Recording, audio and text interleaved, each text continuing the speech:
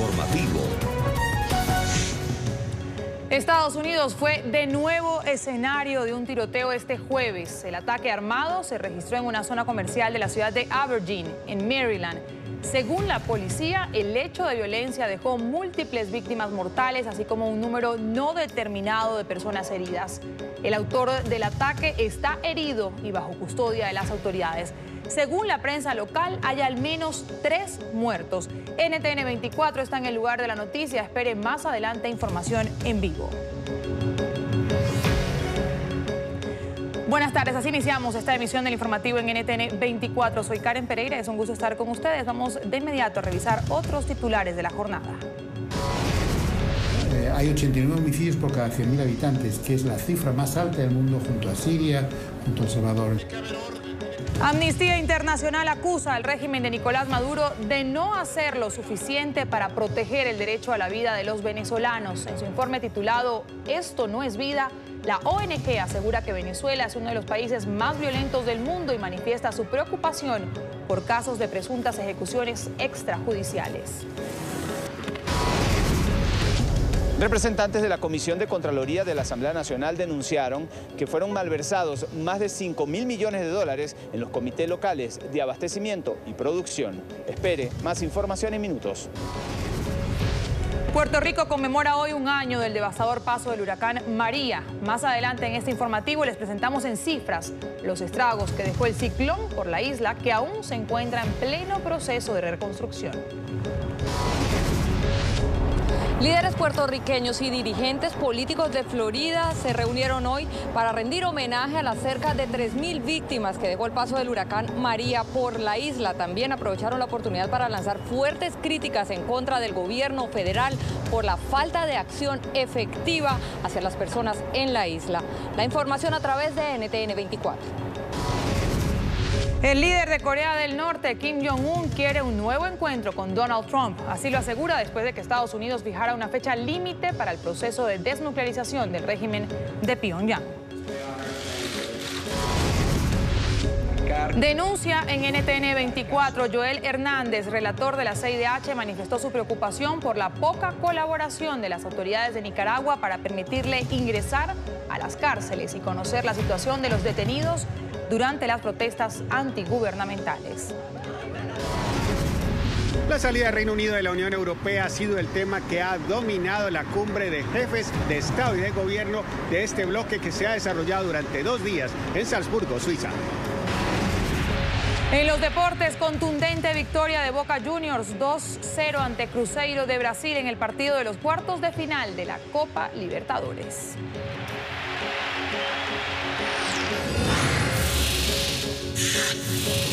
Comienza el informativo.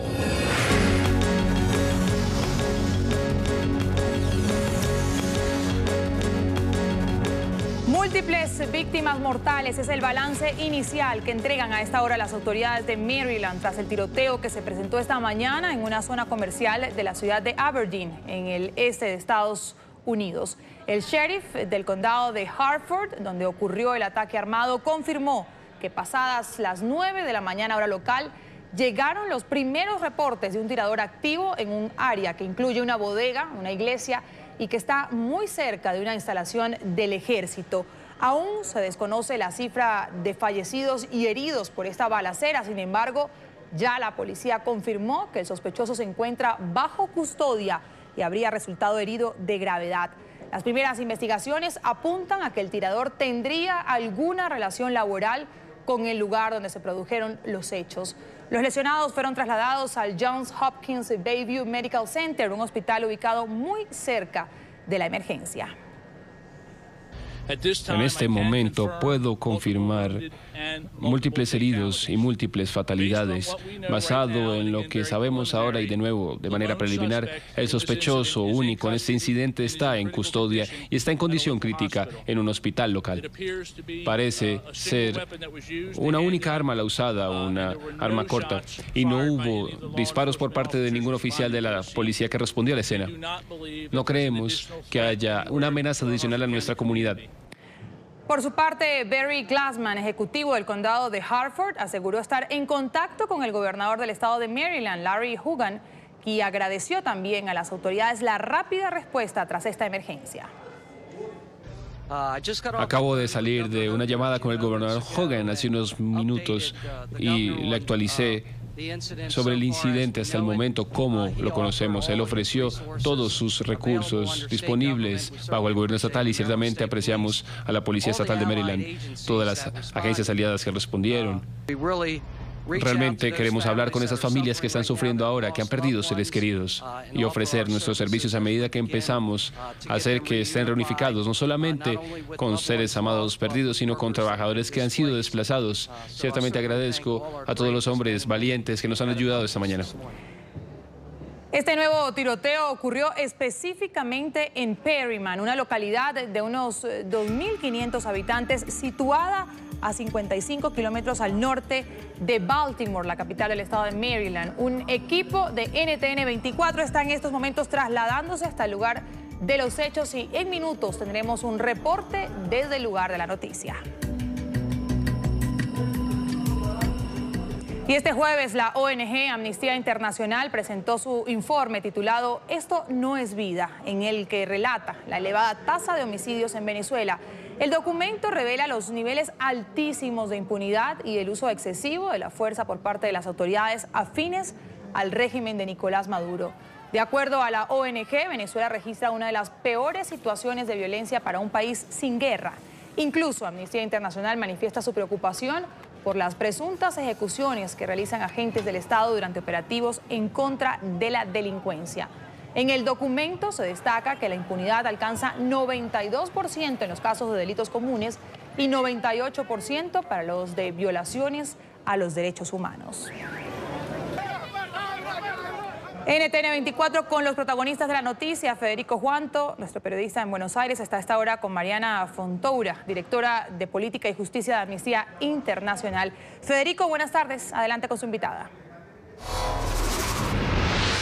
Hola, ¿qué tal amigos de NTN 24? Nos encontramos en el edificio de Amnistía Internacional. Aquí se va a presentar el informe, un informe que tiene que ver con la situación grave que está sufriendo Venezuela, esta crisis socioeconómica que está afectando a muchísimos venezolanos que lamentablemente también por la dictadura de Nicolás Maduro tienen que abandonar el país, no solamente por la situación social, económica, sino también por el maltrato que están teniendo los propios venezolanos en su país. Nosotros estamos con Mariana Fontoura Márquez, quien es directora de Política y Justicia Internacional, para que nos comente primero y principal, Mariana, muchas gracias por recibirnos, ¿en qué consiste este informe que van a presentar el día de hoy? Sí, cómo no, Federico. Bueno, este informe es parte de otros documentos que Amnistía Internacional ya ha lanzado y que documentan la masiva violación de derechos humanos en Venezuela.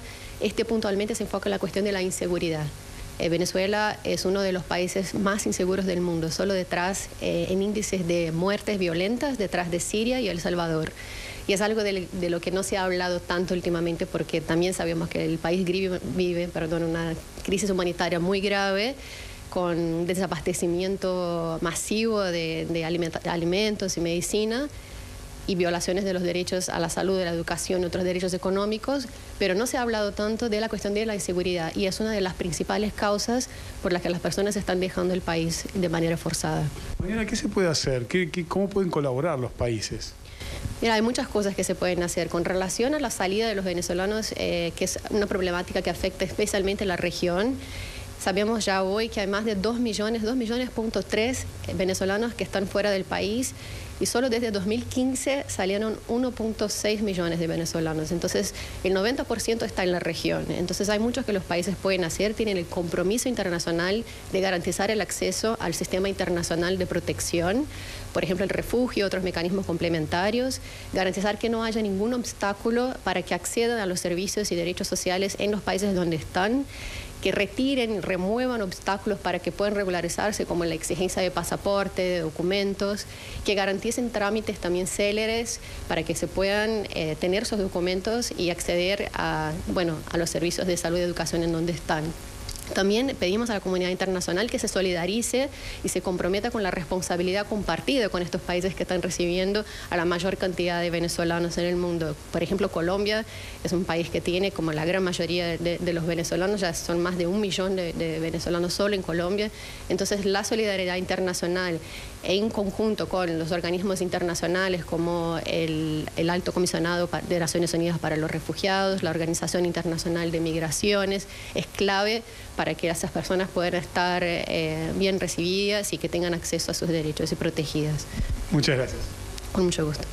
Tengo que decir que tan solo en Argentina hasta el momento los indicadores muestran que hay alrededor de 77.000 venezolanos ya radicados en nuestro país. En este último año se ha triplicado la cantidad de venezolanos que vienen a la Argentina a buscar un futuro, a escapar de la situación que viven en su país. Desde Buenos Aires, esta es toda la información. Continuamos con ustedes en el Centro Internacional de Noticias. Hasta luego.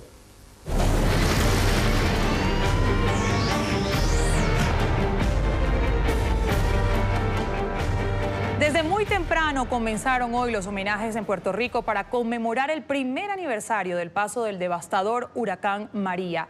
La primera ceremonia en honor a los 2.975 fallecidos tras el fenómeno se realizó en el mismo lugar y a la misma hora en la que el 20 de septiembre de 2017 entró a la isla el ciclón de categoría 4. 12 meses después de esta tragedia, los residentes continúan batallando para recuperarse. Tras cumplirse un año del paso del huracán María por Puerto Rico, todavía la isla refleja los estragos que dejó el poderoso ciclón de categoría 4. 365 días después de la catástrofe, calificada por las autoridades como la más grande en la historia de la isla, miles de personas se quejan de no haber recibido ayuda de las autoridades. La construcción, se ha podido hacer construcción, pero no se termina porque el dinero no da. En conversación con NTN 24, Richard Lee, presidente de la Fundación Oye Aguadilla, una de las organizaciones sin fines de lucro que ayudó a miles de afectados por el ciclón en la isla, aseguró que la respuesta del gobierno federal se ha demorado demasiado.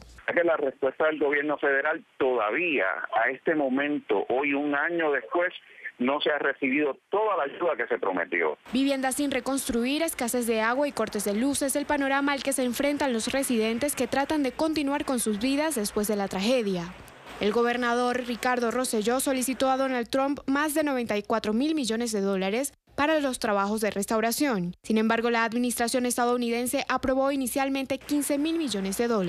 Pero además del desastre evidente, a la crisis se le sumaron varias demandas que exigían que se divulgara la verdadera cifra de muertos tras el ciclón, pues se informó que se trataba de 64 fallecidos, pero ante la magnitud de la tragedia los ciudadanos se mostraban incrédulos por el número. Aquí no murieron 64 personas, aquí murieron miles. Rosselló debió rectificar. Ese número tiene en cuenta las muertes desde septiembre hasta febrero y fue de 2.975. Trump, quien visitó Puerto Rico unos días después del desastre de María, expresó su rechazo al informe. Para los ciudadanos, las discusiones no contribuyen de ninguna manera a apresurar el proceso de reconstrucción. Y aunque mantienen la esperanza en la rehabilitación, exigen que los encargados de hacerla posible pongan manos a la obra y dediquen sus esfuerzos a resguardar a aquellos que lo perdieron todo. Pero revisemos en números los estragos que dejó el paso del huracán María por Puerto Rico. María fue el más intenso y más mortífero de la temporada de 2017. Comenzó a formarse en el Atlántico el 15 de septiembre y a final de mes se degradó a tormenta tropical. Llegó a alcanzar vientos máximos sostenidos de 280 kilómetros por hora y dejó 2.975 muertos a su paso, según las últimas cifras presentadas por el gobernador de Puerto Rico, Ricardo Rosselló, tras un estudio realizado por la Universidad George Washington. Los daños por la catástrofe en la isla fueron calculados en más de $90.000 millones. Cristina Caicedo, periodista de nuestra cadena aliada Voz de América, está en San Juan y nos cuenta cómo está Puerto Rico un año después del paso del huracán. Cristina, una buena tarde, adelante.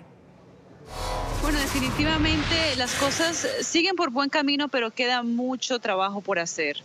Todavía hay muchos inconvenientes en cuestión del alumbrado eléctrico en las calles. Hacia las horas de la noche, pues no hay mucho alumbrado eléctrico. Vemos bastantes equipos de trabajo a lo largo del día y también en la noche, tratando de restablecer lo que es el cableado eléctrico, la iluminación en las calles.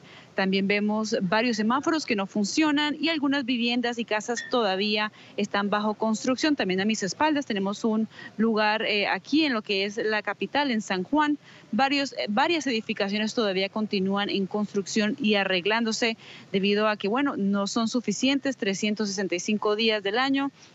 Muchos expertos y autoridades aquí en Puerto Rico dicen que van a tomar varios años para que Puerto Rico y su infraestructura regrese a la normalidad. Gracias por este reporte desde el lugar de la noticia. Y en Florida también se han dado homenajes a las víctimas del huracán María. Miembros de la comunidad puertorriqueña y políticos del estado han lanzado hoy críticas al gobierno federal por la falta de acción efectiva para mitigar la crisis que aún vive la isla. Paola Serna desde Miami tiene la noticia. Paola, buenas tardes. Hola, ¿qué tal? Muy buenas tardes. Hoy en esta reunión convocada por líderes puertorriqueños aquí en Miami, donde participaron dirigentes políticos del estado de la Florida, se rindió un homenaje a las cerca de 3.000 víctimas mortales que dejó el paso del huracán María por la isla. También hubo fuertes reclamos en contra del gobierno federal por la falta de acciones efectivas para mitigar la grave crisis de la isla. Incluso hablaron que se sienten tratados como ciudadanos de segunda categoría. Hoy hay muchos problemas allá en la isla, especialmente en las montañas. Son partes de la isla sin electricidad y es un problema muy grande. Quisimos conmemorar y honrar a los miles de puertorriqueños que murieron por el paso del huracán María ante la inacción de un gobierno federal que lamentablemente tardó más de 2 semanas en reaccionar, en enviar ayuda y peor aún, cuando le envió solamente se dedicó a tirar papelitos de papel higiénico a la gente que estaba congregada allá en la isla. Me refiero al presidente Trump. Entonces, en ese sentido, estamos reunidos hoy aquí para conmemorar a los que fallecieron, pero también para empoderar a los que aún quedamos vivos y seguimos trabajando por nuestra bella isla del encanto. Pero lo que realmente ha tenido un impacto inmediato es la cuestión de la vivienda inadecuada aquí en el estado de la Florida. Costosa, disponibilidad, pero también a programas de asistencia a la vivienda que el gobierno federal en otras ocasiones provee a los que tienen que evacuar, pero eso se cortó en menos de un año. Y aquí en el estado de la Florida hemos tenido que responder a eso, porque estos puertorriqueños tuvieron que evacuar, ahora están desamparados o tienen que regresar a condiciones infrahumanas en Puerto Rico, y eso no debe de ser. Se calcula que alrededor de 407.000 puertorriqueños abandonaron la isla tras el paso del huracán María. La mayoría de ellos se establecieron aquí en el estado de la Florida, seguido por Nueva York y el estado de Texas. Aunque muchos regresaron, aún hay una gran cantidad de puertorriqueños que batallan aquí en los Estados Unidos por tener condiciones dignas para vivir. El día de hoy también se van a estar realizando otros homenajes en ciudades como Nueva York y Washington. En la información desde Miami, soy Paola Serna para NTN 24. Gracias, Paola. Y el líder de Corea del Norte, Kim Jong-un, dijo que espera reunirse nuevamente con Donald Trump. El anuncio llega luego de que Estados Unidos fijara fecha límite para la desnuclearización de Corea del Norte. Así lo informó el secretario de Estado de la Unión Americana, Mike Pompeo, quien espera que el proceso culmine a principios de 2021. En las últimas semanas, el diálogo entre Washington y Pyongyang se habría enfriado debido a diferencias entre ambas naciones. El secretario de Estado de Estados Unidos, Mike Pompeo, puso una fecha límite para el proceso de desnuclearización de Corea del Norte. Según Pompeo, deberá completarse antes de enero de 2021, fecha en la que Donald Trump culminaría su mandato. El líder de Corea del Norte, Kim Jong-un, habría ofrecido desmantelar por completo el complejo de Yongbyon, epicentro del programa nuclear norcoreano, si Estados Unidos toma medidas correspondientes con lo acordado por ambos países recientemente en Singapur. Incluso Kim expresó que quiere reunirse con el presidente estadounidense nuevamente, según lo informó el mandatario surcoreano tras la cumbre que ambos sostuvieron esta semana.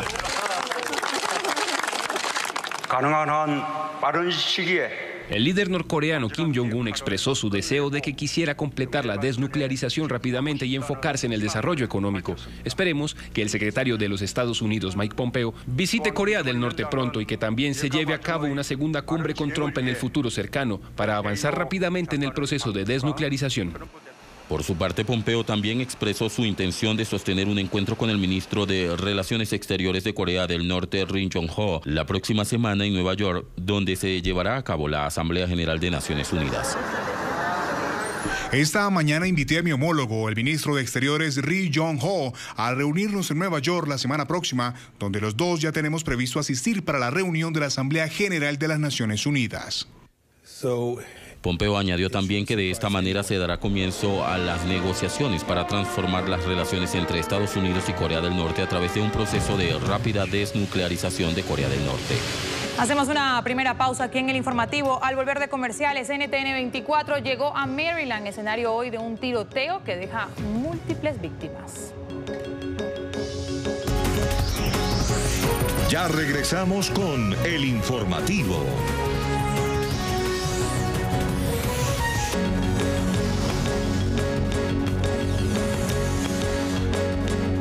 Retomamos la noticia de apertura de este informativo, el tiroteo que se registró esta mañana en Maryland, en Estados Unidos. Las autoridades reportan múltiples fatalidades.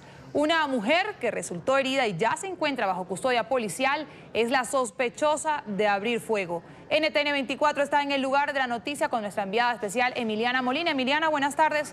¿Cuál es la situación a esta hora? Hola, ¿qué tal? Muy buenas tardes. Así es, este tiroteo, según las autoridades, se llevó a cabo en las horas de la mañana. Las autoridades lograron responder alrededor de 5 minutos después de que se llevara a cabo la llamada a las 9:06 de la mañana. También se reporta que hay múltiples fatalidades. Algunos medios estadounidenses informan que hay al menos 3 personas fallecidas y varios heridos. Sin embargo, las autoridades, en una rueda de prensa que se llevó a cabo hace más o menos una hora, alrededor de las 11:45 hora local aquí en Estados Unidos, no quisieron responder preguntas y aseguran que toda la información que estaban brindando forma parte de los reportes preliminares, pues hasta el momento están intentando precisamente identificar qué fue exactamente lo que ocurrió en un establecimiento de una compañía Rite Aid que distribuye medicamentos alrededor de Estados Unidos y donde trabajan aproximadamente 1,000 personas. Por otro lado, las autoridades también recalcaron que ni un solo disparo fue por parte de las autoridades una vez respondieron al tiroteo. Veamos lo que dicen algunas de las personas que están respondiendo a esta emergencia. Lo único que puedo decirles en este momento es que recibimos a 4 personas del incidente de esta mañana. Todos vinieron a nosotros como nivel 2 de trauma, sirviendo a esta parte de Maryland, este hospital. Todos están bajo nuestro cuidado. Esperamos confirmación de que las familias hayan sido notificadas de que están acá y que se les haya notificado su condición antes de darle a ustedes condiciones específicas. Realmente lo que puedo decirles es que tenemos 4 pacientes con heridas de disparo hoy temprano. Para nosotros todos son pacientes, no estuvimos ahí, así que todo lo que sabemos es de segunda o tercera mano y no podemos comentar sobre si alguno de ellos es el tirador. Varias agencias están respondiendo a esta emergencia, entre estos las autoridades locales, las autoridades del condado y también el FBI. Incluso el gobernador estatal de Maryland, Larry Hogan, le informó al ejecutivo de este condado que los servicios estatales estaban a su disposición para poder atender a esta emergencia. Por otro lado, las autoridades están en este momento reuniendo a todos los familiares de las víctimas y de las 1,000 personas que trabajan en este establecimiento en otro punto lejos de los medios de comunicación para obviamente darles privacidad a todas estas personas que en este momento las autoridades intentan informar exactamente de lo ocurrido. También se espera que la policía aquí en este condado tenga una rueda de prensa próximamente. Se estima que alrededor de 1 hora brindarán más información, pues es importante recalcar que los reportes que tenemos hasta el momento todo es información preliminar y las autoridades continúan intentando verificar la información para ver exactamente qué fue lo que ocurrió en este tiroteo en la madrugada del día de hoy. Se habla también en medios estadounidenses de un informe preliminar de que el presunto autor de este tiroteo o la presunta autora policía es una mujer que abrió fuego en las horas de la mañana. Sin embargo, les recalco que esto es información preliminar. Obviamente, cuando tengamos más detalles, los mantendremos informados. Esto es todo lo que tenemos por el momento. Estamos en directo desde Maryland. Emiliana Molina, regreso al Centro Internacional de Noticias.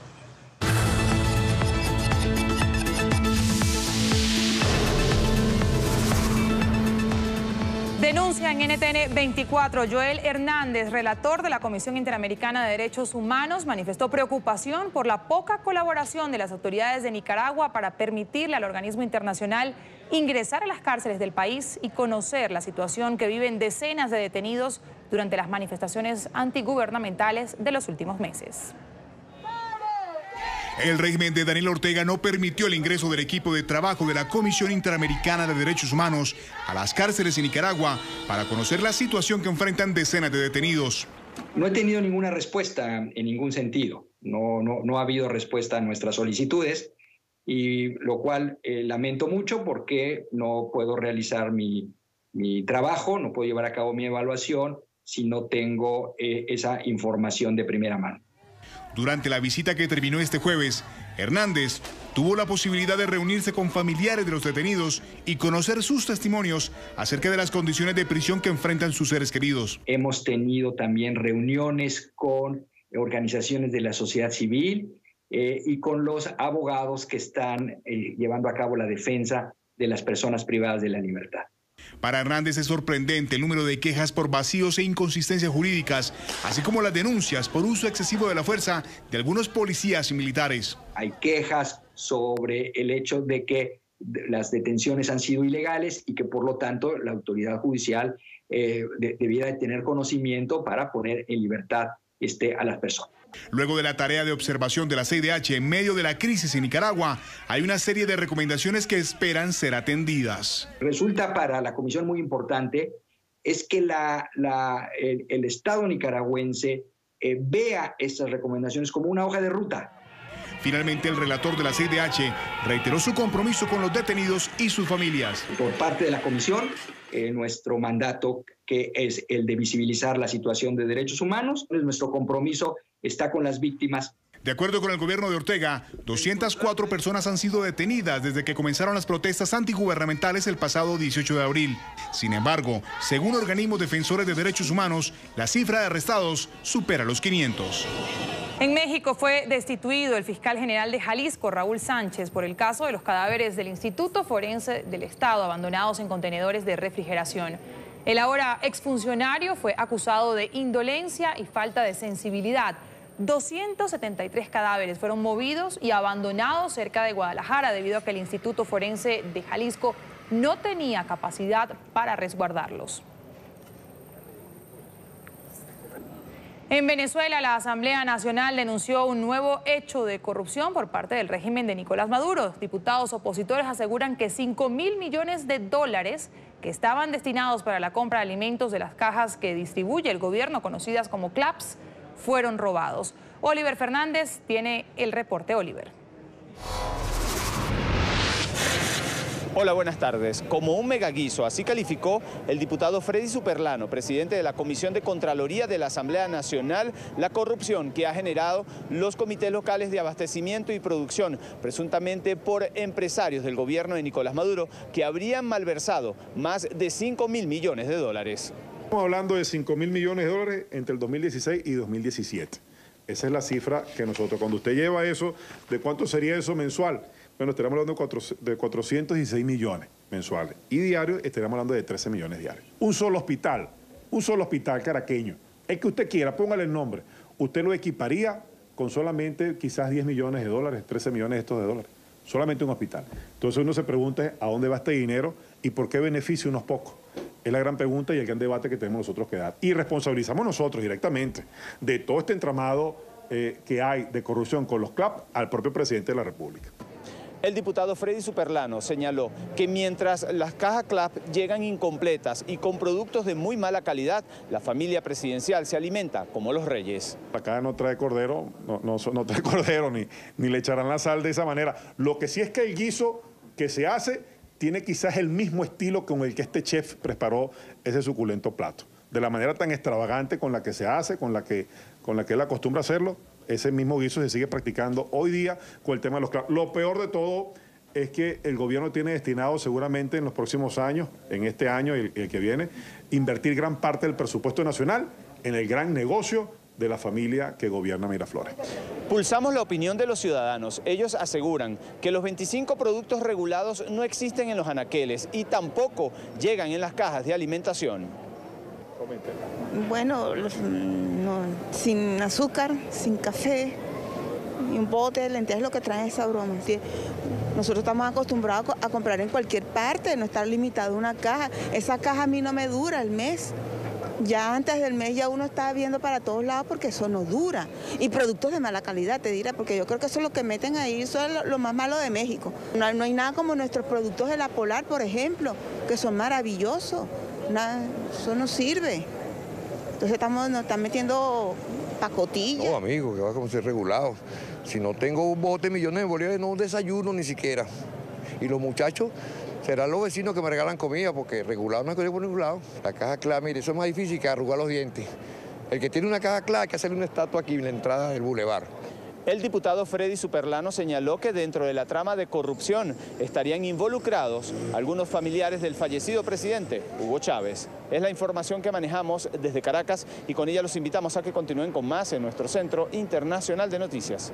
Gracias, Oliver. En miles de casas abandonadas se evidencia el éxodo de los venezolanos por la crisis en su país.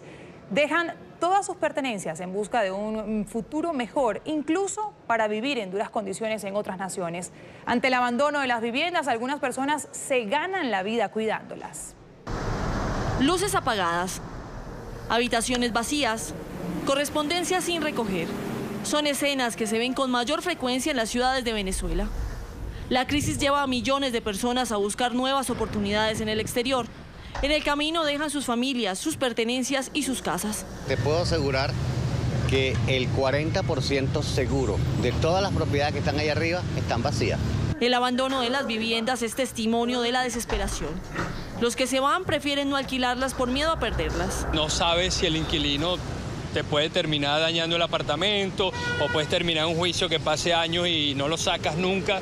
Para muchos, una nueva oportunidad de conseguir dinero.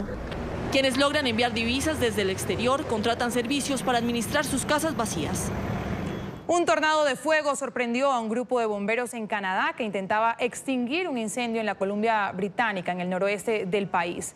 En el video grabado por uno de los efectivos se observa cómo intentan recuperar el control de la manguera que quedó atrapada en las llamas. Una densa nube de humo y las fuertes ráfagas de viento dificultan las labores de los trabajadores que lanzaron piedras y tierra al tornado, que tenía unos 60 metros de alto. Después de varias horas de esfuerzo, finalmente lograron apagarlo. Ninguno de los uniformados resultó herido. Hacemos una nueva pausa en esta emisión de noticias. Al volver hablaremos de la llamativa protesta de Greenpeace en la capital de España para rechazar la contaminación. Ya regresamos con el informativo.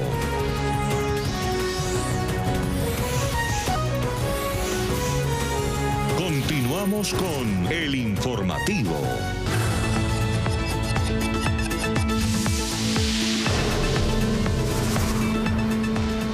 Los líderes de los 20 países de la Unión Europea participan hoy de una cumbre informal que se lleva a cabo en Suiza y en la que son debatidos temas como la crisis de refugiados que afecta al viejo continente, la seguridad en las fronteras y también el Brexit. En Londres, Juan Carlos Bejarano tiene el informe. Juan. Hola, ¿qué tal? Buenas tardes. Además del tema de la inmigración, sin duda alguna, el tema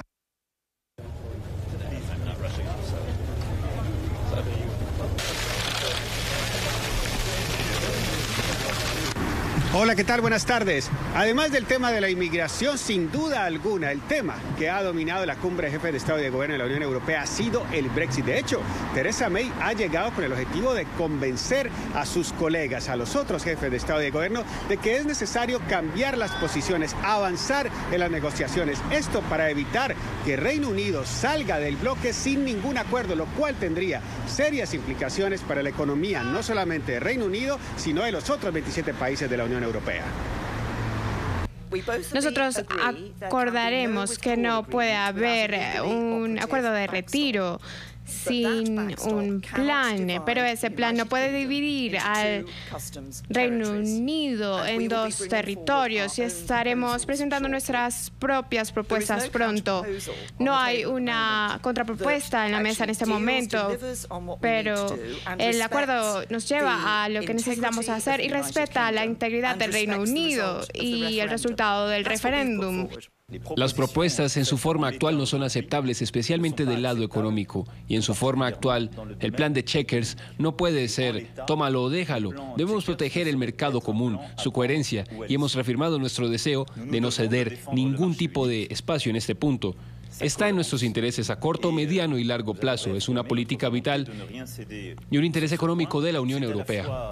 Sin duda, las negociaciones entre Reino Unido y la Unión Europea no avanzan como se esperaba. Por esa razón, Donald Tusk, quien es el presidente del Consejo Europeo, va a citar a una cumbre extraordinaria para el mes de noviembre, finalmente para intentar llegar a un acuerdo entre Londres y Bruselas. Despedimos Londres, regresamos a nuestro Centro Internacional de Noticias. Adelante. Gracias, Juan. Llamativa protesta en Madrid. Activistas de la organización ecologista Greenpeace estrellaron un automóvil contra un muro de la fachada del Museo Nacional Centro de Arte Reina Sofía en la capital española y han desplegado allí también pancartas para denunciar que la temperatura del planeta no puede seguir subiendo. Piden acabar con la venta de vehículos a gasolina y diésel para el año 2028 a fin de frenar el calentamiento global.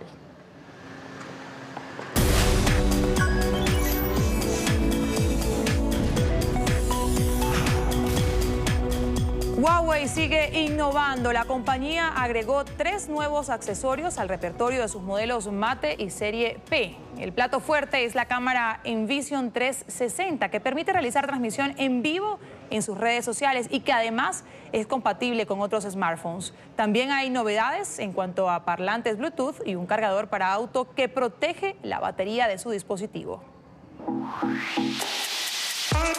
Hola, vamos a hablarles de los nuevos dispositivos de Huawei. Esta es una línea de accesorios que estamos incorporando junto con nuestros teléfonos móviles y quiero hablarles hoy de 3 en particular que van a ser un parlante Bluetooth portátil, vamos a hablar también de una cámara para grabación en 360 y también un cargador de carro que resulta muy práctico para poder cargar el dispositivo cuando vamos conduciendo.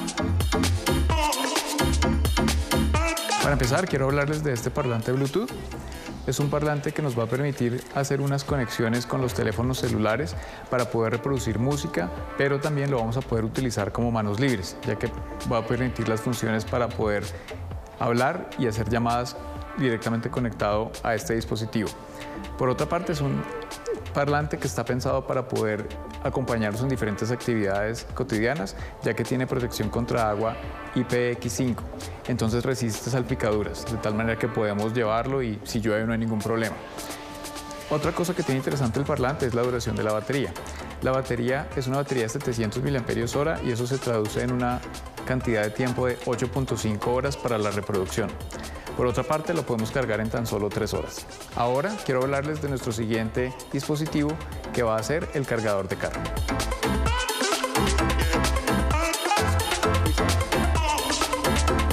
Muy bien, ahora les quiero hablar de otro de los accesorios de Huawei, que es el cargador de carro. Este cargador de carro tiene la ventaja de que tiene 2 puertos y es capaz de entregar 18 vatios. Es decir, que puedo conectar equipos que tengan la tecnología de carga Quick Charge de Huawei y además podría conectar otro teléfono adicional. Este cargador tiene protecciones contra corriente, contra sobrevoltaje, de tal manera que ha sido probado en los laboratorios de Huawei para que sea muy seguro cuando conectamos diferentes equipos. Y por otra parte, ha sido diseñado para poder trabajar correctamente con las principales marcas de vehículos. Ahora, quiero hablarles de nuestro último dispositivo del día, que es una cámara 360. Hemos escogido esta locación al aire libre para poder hablar del siguiente accesorio. Esta es la cámara Huawei 360, referencia CB60. Esta cámara es en realidad un conjunto de 2 cámaras. Son 2 cámaras de 13 megapíxeles cada una, con un ángulo de visión de 210 grados. Tienen cómodamente un puerto USB tipo C, el cual se puede conectar a dispositivos como el Mate 10 Pro, que es el que tenemos acá, o equipos de la serie P20. Y al hacerlo, el teléfono activa la aplicación que previamente hemos descargado. Esta aplicación es la aplicación Huawei Cámara 360.